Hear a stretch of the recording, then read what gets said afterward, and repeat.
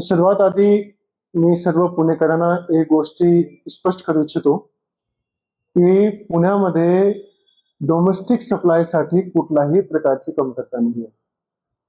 आपल्याकडे डोमेस्टिक सप्लायसाठी जेवढा एलपीजी पाहिजे तेवढा पुरेसा आपल्याकडे उपलब्ध आहे आणि पुढेही सुद्धा अडचण येणार नाही, म्हणून शासनाने कमर्शियल सप्लायवर काही टक्के बंदी आणलेली आहे. तर सर्वात आधी जिल्हाधिकारी म्हणून मी सर्व पुणेकरांना आवाहन करू इच्छितो की पॅनिक मध्ये येऊन आपण एलपीजी सिलेंडर घेण्यासाठी रांगा लावू नका.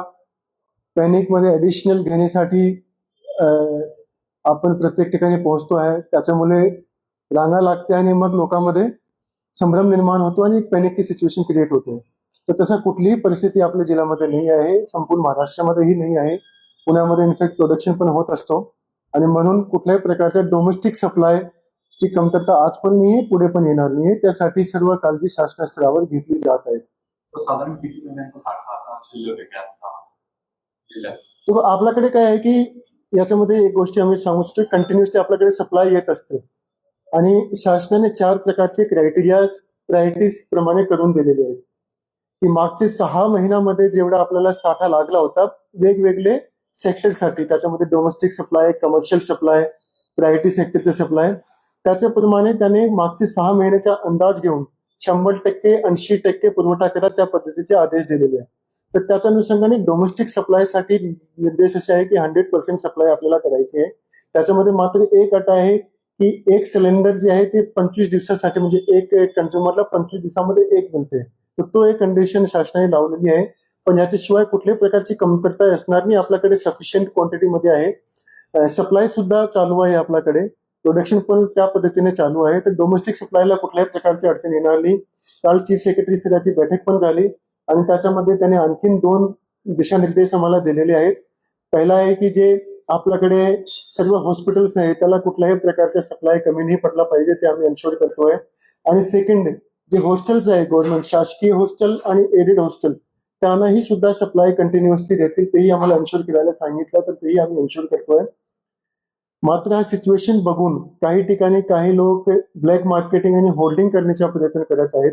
त्यासाठी आम्ही तालुका स्तरावर प्रत्येक तालुक्यामध्ये पथक स्थापित केलेली आहे तहसीलदारच्या अध्यक्षतेखाली. त्याच्यामध्ये पुरवठा निरीक्षक आणि पोलीस निरीक्षक सुद्धा आहे आणि याचं काम आहे की ते प्रत्येक ठिकाणी जाऊन तपास करत आहेत की कुठेही कुठल्या प्रकारच्या होल्डिंग नाही झाला पाहिजे, ब्लॅक मार्केटिंग नाही झाला पाहिजे. बघा, आपल्याकडे ज्या पद्धतीने सप्लाय आहे त्या पद्धतीने कमी नाही पडणार, मात्र जे ब्लॅक मार्केटिंग आणि होल्डिंग झाला तर पुढे जाऊन कमी पडू शकतो.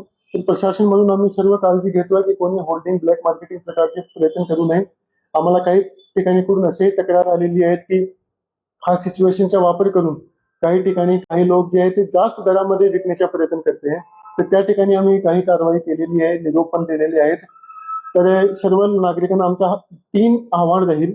पहिला हा की डोमेस्टिक सप्लाय कुठल्याही प्रकारच्या कमतरता नाही आहे, म्हणून कोणालाही घाबरायची आवश्यकता नाही आहे.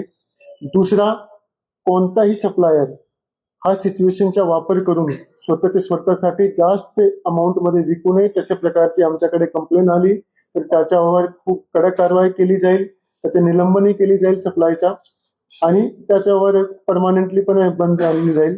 आणि तिसरी आमचं सर्वांना आव्हान देतील की ब्लॅक मार्केटिंग किंवा होल्डिंग करण्याचा प्रयत्न कोणी करू नये. आम्ही लक्ष ठेवून आहोत, आमचे पथक आहेत, प्रत्येक ठिकाणी व्हिजिट पण करत आहेत. हे 3 गोष्टी खूप महत्वाची. सद्यस्थितीमध्ये पॅनिकची सिच्युएशन अजिबात नाही आहे, आपल्याकडे सफिशियंट क्वांटिटीमध्ये